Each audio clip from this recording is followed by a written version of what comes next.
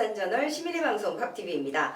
살기 좋은 나라, 모두가 행복한 나라를 위해 소중한 한 표를 행사해야 하는 21대 총선을 앞두고 울산 지역 예비 후보자를 만나보는 릴레이 인터뷰 시작하겠습니다. 반갑습니다. 안녕하세요. 네, 오늘은 이 중구 지역에서 더불어민주당 예비 후보이신 김광식 선생님 만나보겠습니다. 안녕하세요. 예, 반갑습니다. 네. 김광식입니다. 울산 중구에 국회의원 예비 후보로 출마했습니다. 좋은 일자리, 착한 일자리를 만든 일자리 전문가 김광식입니다. 반갑습니다. 네, 반갑습니다. 네, 저희가 이렇게 무례하지만 시작하자마자 이 후보자들을 샅샅이 이렇게 훑어보는 후보자의 인생극장 마련했습니다. 자, 준비된 사진 함께 보실까요? 네, 지금 뒤에 보시는 사진을 보면요, 조금 특이한 게 첫 번째 이 아주 깔끔한 슈트를 입으시고 앉아 계신 곳이 바로 근로복지공단 3인감 사진. 그리고 또 하나가 비정규직과 이주민들과 함께한 사진. 그리고 또 이게 머리에 붉은 티를 맨 이 노동운동의 현장 같은 사진과 그리고 고 노무현 대통령님의 사진도 보이는데요. 자, 본인의 이 인생극장을 한번 회상해 주시면 좋겠습니다. 저는 이제 최근까지는 근로복지공단의 공직을 맡아서 한 2년 정도 공직의 역할을 수행했고요. 근로복지공단의 상임감사로서 역할을 했는데요. 거기는 이제 산업재해에 노출되어 있는 분들의 보상과 치료와 재활을 하는 그런 기관이고, 또 더불어서 이제 일자리 안정지원금을 통해서 자영업자들의 조력할 수 있는 시스템을 구축하고 있는 그런 공단입니다. 그쪽에서 2년 동안 공직의 역할을 했고, 그 전에는 또 거슬러 올라가면 저는 시민사회 활동, 이주민 다문화 가정, 비정규직 지원센터의 소장을 했었습니다. 물론 이제 그거는 자원봉사였기 때문에 직장을 다니면서 제가 이제 여가를 내서 토요일, 일요일 아니면 뭐 연차 있으니까 그거 촬영해서 역할을 했었고, 그 전에는 이제 98년도죠. 98년도에 제가 IMF 시기에 노동조합위원장을 좀 오래됐죠. 20년이 넘었으니까. 그때 한 35 됐을 때 위원장을 했었죠. 아니, 제가 보기에 지금 가장 어려운 시기, 가장 힘든 시기에 다른 사람을 위해서 일하신 모습이 너무 인상적이에요. 방금처럼 IMF 시기 어렵지 않은 사람이 없었거든요. 저희한테 처음 닥친 위기였기 때문에. 근데 그때도 다른 분들을 위해서 노동자를 위해서 일하셨고, 또 가장 힘드죠. 인생에 있어서 자식도 키워야 되고 결혼 생활해야 되고 돈도 벌어야 될 시기에 비정규직과 또 이주민들을 위해서 일하신 것도 굉장히 특이하고요. 마지막 특이한 점 제가 좀 외람되지만 말씀드려도 될까요? 혹시 저 근로복지공단 상임감사면 돈도 많고 안정적인 자리인데 왜 내려오신 거예요 지금? 좀 더 있어야 될 걸 그랬어요. 네, 그렇죠. 저는 이제 그런 생각을 가졌습니다. 제가 어떤 역할을 맡든 그 역할이 저에게 주어진 어떤 임무, 성실 수행해야 된다 이런 생각을 갖고 있었고요. 2년 동안 제가 공직자들한테 얘기를 전한 것, 저의 그 공직의 철학은 4가지로 압축할 수 있습니다. 공직자가 잘해야지 대한민국이 변화하는데 잘하려면 4가지가 필요하다. 그것은 법과 제도와 정책과 의지가 필요하다. 사실 법과 제도는 공직자들이 만들 수 있는 것이 아닙니다. 국회에서 아니면 정부에서 만드는 것이고, 정책과 의지는 공직자들이 갖고 있다면 이 사회 시스템은 일정 변화시킬 수 있습니다. 성실한 마음으로, 따뜻한 마음으로 국민들을 대하고, 또 올바르고 정직하고 강직하게 업무에 전념한다면 사회가 보다 건강해지고 청렴해진다는 생각을 갖고 있습니다. 그런데 그 앞서서 정말 필요한 것은 법과 제도입니다. 법과 제도를 바꾸지 못하면 그 수많은 사람들이 악법이나 아니면 불필요한 그런 법률적 한계에 부딪혀서 살 수밖에 없는데, 저는 제가 2년 동안 공직 생활하면서 이제 더 나아가서 법과 제도를 통해서 조금이라도 국민들한테, 시민들한테 유리하고 좋은 조건을 만들 수 있다면 그 길을 한번 걸어봐야겠다 이런 생각을 갖고 정리하고 이렇게 출발했습니다. 또 좋은 얘기 듣습니다. 정말 저희가 의지만으로 되지 않는 게 또 제도적인 뒷받침이 있어야 되는 것이고요. 자, 그렇다면은 짧고 간단하게 국회의원에 출마하신 올해의 이유를 말씀해 주세요. 16살부터 저는 공장 생활을 했습니다. 40년 동안 공장 생활을 하면서 또 노동운동을 또 통해서 이 사회 변화를 한번 시도해 보려고 노력했었고요. 그리고 나서 이제 20년 전부터는 시민사회 운동을 했었습니다. 시민사회에 들어가서 힘들고 어려운 사회에 소외된 그런 계층들을 위해서 함께 나누고 돌보는 것이 저희 역할이라고 생각했었고 이제 그것을 뛰어넘어서 공직생활을 한 그 경험을 토대로 좀 더 다양한 일들, 다양한 분들한테 국민의 어떤 편에 서서 일할 수 있는 기회들을 만들고 싶다. 이런 생각을 해서 그리고 또 일이 즐거워요.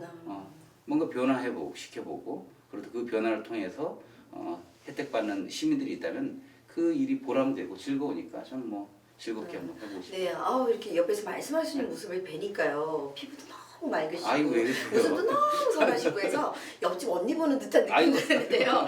자, 그래서 제가 걱정입니다. 만약 국회의원에 당선이 되시고 국회에 가신다면 나는 이것만은 할 거야 라는 의지가 있었으면 두 가지로 간략하게 말씀해 주실까요? 저는 그 차별금지법 얼마 전에도 사실 뭐 숙대에 그 입학을 시도했던 그 트랜스젠더가 두려움 또 내지는 사회적 여러 가지 반응에 못 이겨서 포기했지 않습니까? 맞습니다. 그리고 2007년도 17대 국회에서 차별금지법을 상정했지만 늘 폐기되어 왔어요. 그래서 사회에 차별받는 그런 어느 계층이나 소외받는 어떤 단위가 있다면 그런 차별을 해소하는 법률 그것을 반드시 제가 국회에 대해서 바꾸고 싶다, 만들고 싶다는 것과 또 한 가지는 우리 국회의원들 너무 많이 하잖아요. 5선 6선 물론 능력이 있어서 또 국민들의 선택을 받아서 한다고 하지만 새롭고 건강한 세력들이 계속 좀 바뀌어 나오면서 국회를 건강하게 이 사회를 건강하게 만들 필요가 있다. 그래서 3선 연임 금지법 반드시 만들어야 된다. 3번 이상 국회의원을 하면은 현장에 내려가서 국민들과 함께 또 소통의 기간을 가지면서 그걸 토대로 다시 출마할 수 있어도 3번 이상을 연임해가지고 새롭게 정치를 시도하려는 분들 그리고 사회 건강한 방향을 유도하려고 하는 이런 분들의 어떤 역할들을 고쳐가시게 해서는 안 된다 이런 생각 때문에 3선 연임 금지법을 발의하고 싶습니다. 아유, 이 순간부터 또 3선 이상 하신 분들의 방해 분쟁이 들어오지 않을까 제가 참 걱정이 되기도 합니다. 자, 그렇다면 이쯤에서 최병문 논설실장의 시민이 묻고 후보가 답한다 시작하겠습니다. 최 실장님. 네, 안녕하세요. 살살 물어주세요. 평생 노동자로 살면서 노동 존중 사회를 만들기 위해 애써오신 걸로 잘 알고 조금 있습니다. 노력했습니다. 네, 현대자동차 노조위원장을 지내시면서 그러니까 사실 노동자 지지 기반을 단단하게 가지고 계신 것으로 이해가 되는데 북구나 동구 이런 쪽에 출마하지 않으시고 소위 보수 성향이 매우 강한 이 험지로 분류되는 중구에 굳이 출마하신 그 이유가 좀 궁금합니다. 중구가 그 낡은 중구라 그러죠. 보수의 중심이라고 하고. 근데 저는 그걸 깨보고 싶습니다. 중구는 결코 그렇지 않다. 그리고 저처럼 저는 이제 북구는 이제 노동자 밀집 지역이지 않습니까? 제가 살아온 과정은 노동 중심적 역할뿐만 아니라 시민사회와 그리고 공직을 통해서 저의 능력과 경험들이 커져 있으니까 그것을 확장해 보고 싶다. 그래서 제가 가지고 있는 그간의 경험과 또 가지고 있는 고민들 그리고 바라보는 방향과 목표들을 중구 지역 주민들과 함께 설계해 나가고 새로운 변화의 중구를 만들고 싶다는 그런 생각들 때문에 이번에 중구로 제가 출마를 하게 됐습니다. 네, 그게 보수 험지라고 하는데 그렇죠. 민주진보의 깃발이 이번에도 우리 그 지방선거에 더불어민주당 출신의 그렇군요. 구청장 또 구의원 시의원들도 다수를 석권하고 있고 해서 중구가 결코 보수 그 세력들이 자꾸 중구는 보수해서 그렇지 젊은 보수로 변화되고 있다. 아니 그러니까 젊다는 것은 지금의 젊은 분들이 많이 유입되고 있고 기존의 어르신들이 있지만 세대가 공존할 수 있는 중구가 될 수 있다 이런 생각까지 듭니다. 보수 프레임으로 보시는군요. 그렇죠. 꼭 깨보시고 깃발을 꽂으시기 바랍니다. 알겠습니다. 그러면요 또 하나 더 여쭤보고 싶은 거는 근로복지공단 상임감사로 재직하시면서 울산 공공기관의 지역인재 채용률을 높이기 위해서 또 애도 많이 쓰신 걸로 잘 알고 있습니다.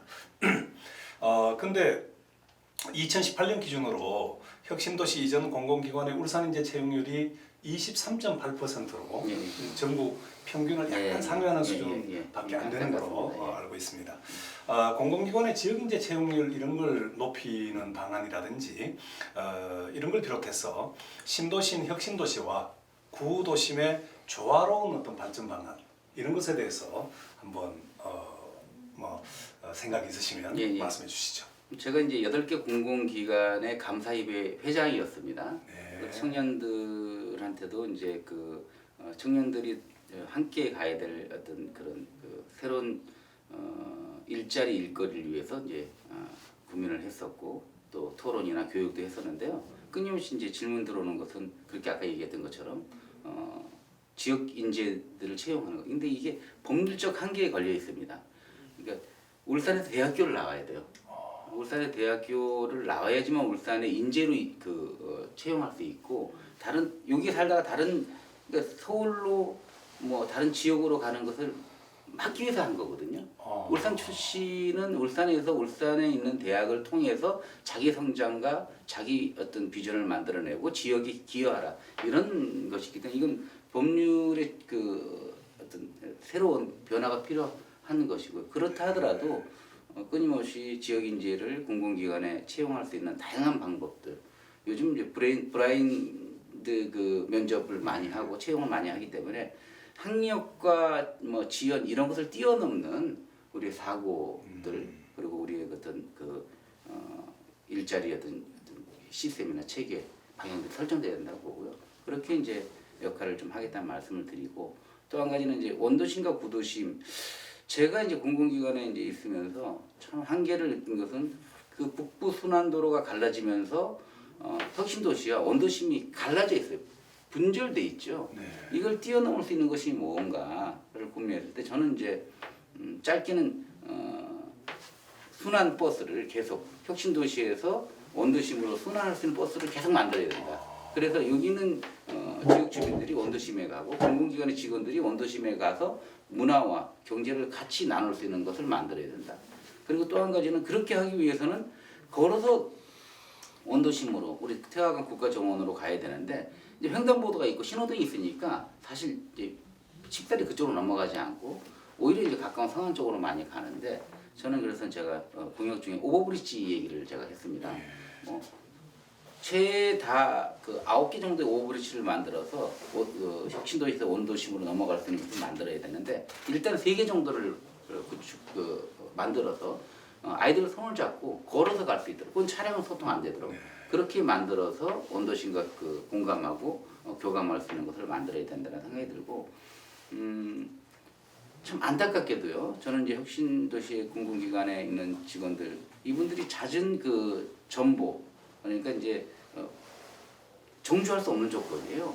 지사가 많이 있기 때문에 지사로 이렇게 3년씩 4년씩 이렇게 순환 보직을 이렇게 받습니다. 여기 계신 분들이 여기 있다가 사실 방에 32평 30평짜리 아파트에 한 7명씩 6명씩 있어요. 숙소에. 인권적인 문제도 이건 참 너무 좀 안타까운 문제죠. 여름에는 제가 있으면서 이제 그나마 에어컨을 다 설치해야 된다 해서 지금 5명 이상 되는 숙소에 에어컨을 설치했는데 얼음물을 피트병에 해가지고 냉동실에 집어넣고 그걸 여름에 끌어안고 잘 정도로 이 사실이에요. 제가 지금 감사원에도 그런 얘기를 했었습니다. 이거 비인권적인 거 아니냐. 이런 걸 가지고선 우리가 공직자들한테 국가를 위해서 시민들을 위해서 헌신하라. 이렇게 나올 수 있는 문제는 아닌 것 같다.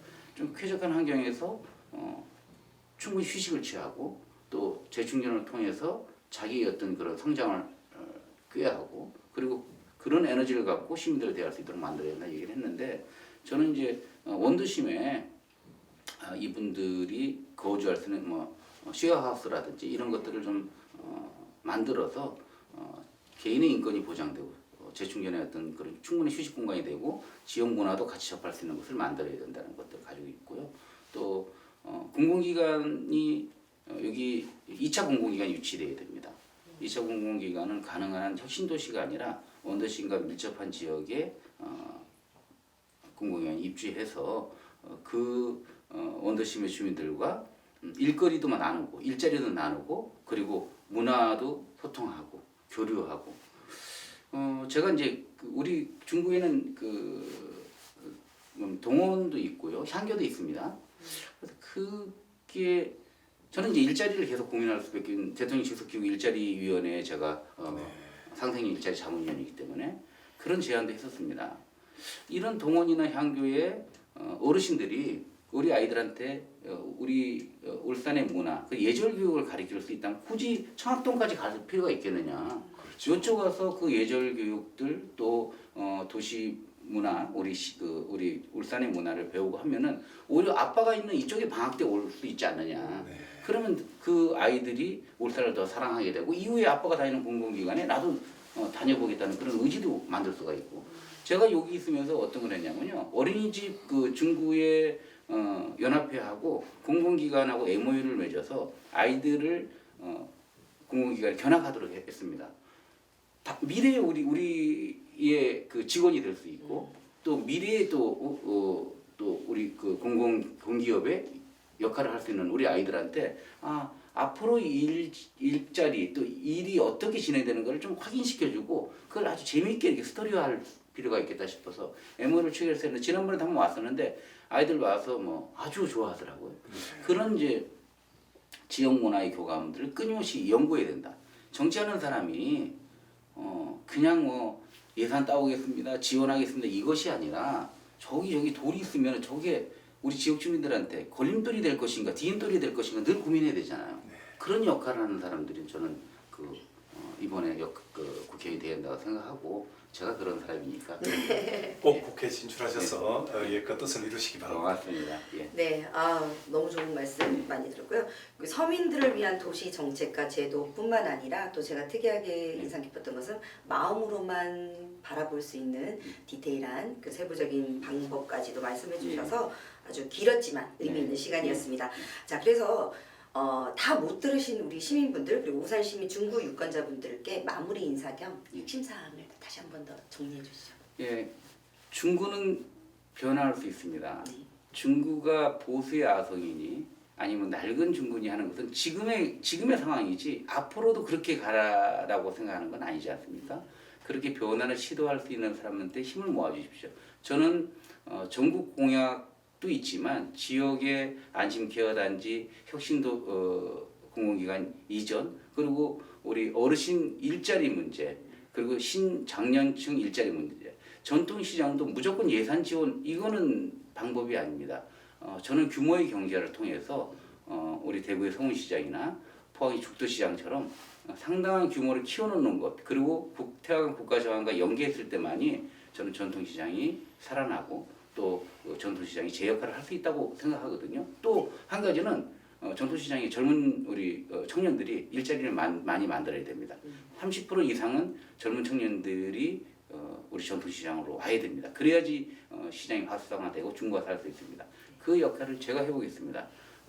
우리 유권자 여러분들은 좋은 일꾼을 만드는 겁니다. 일자리 전문가 김광식입니다. 고맙습니다. 네, 많은 시민을 위한 효과적인 정책이 실현되는 그날까지 저희 밥TV는 계속하겠습니다. 저희는 다음 이 시간 다시 찾아뵙도록 하겠습니다. 안녕히 계세요. 고맙습니다.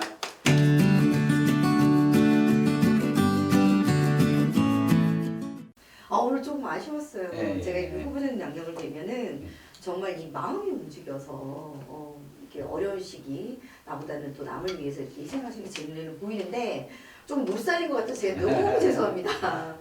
제가 부족해요.